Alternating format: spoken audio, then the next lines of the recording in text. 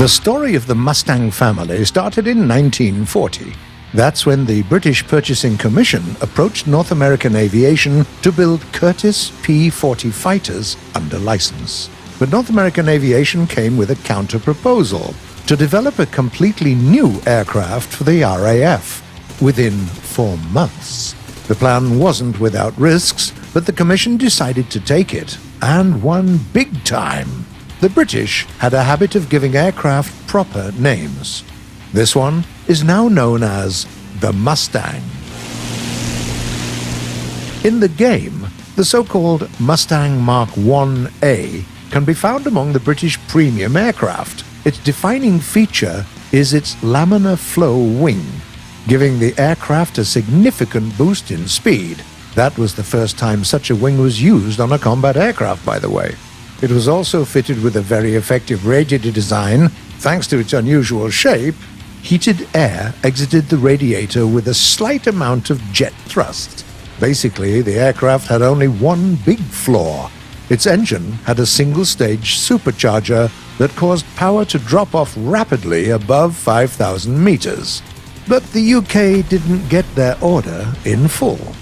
After the attack on Pearl Harbor, the American government decided to withdraw the equipment being produced for other nations. That's why several dozen Mustangs stayed on their native soil to defend their motherland. Those were called P-51. Later, the USAF ordered 500 more aircraft based on the P-51 design. The new model was called the A-36 Apache and was meant to fill the role of an attacker.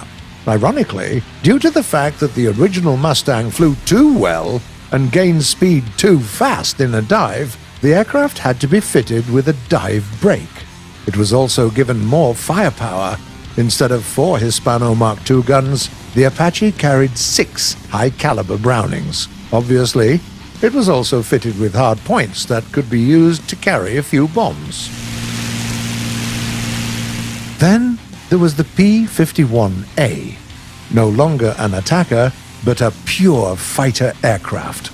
Engineers tried to make the design as light as possible to improve the aircraft's flight performance, which called for some tough decisions.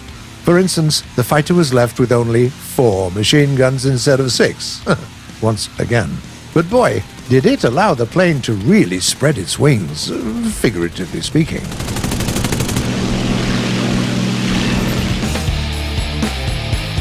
When people speak about the Mustang, though, they are usually referring to the P-51 of the D line. There are 4 aircraft belonging to this series in War Thunder: the D-5, the D-10, the D-20, and the D-30. Even visually, this version of the Mustang was very different from its predecessors. First, it was fitted with a new teardrop canopy, giving the pilot excellent visibility.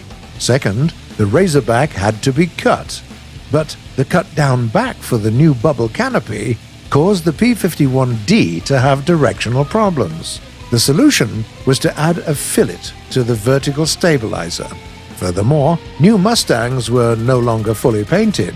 There was only some matte coating in the area between the propeller and the canopy to prevent sunlight from reflecting into the pilot's eyes.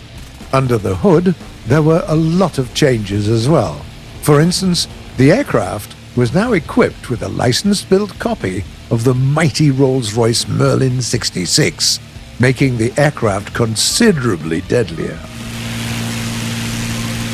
During the war, the company called Hamilton Standard, which was supplying propellers to the production lines, failed to meet the demand. The military were forced to turn to another supplier called Aero Products. Mustangs fitted with a new propeller were called the K variant.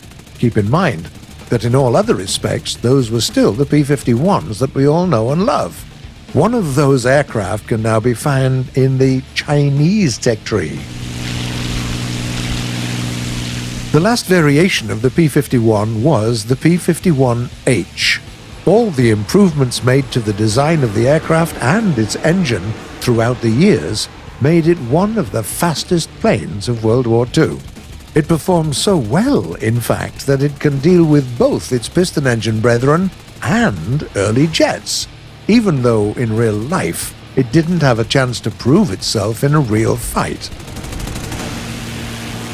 Finally, there is also the curious case of the F82 Twin Mustang.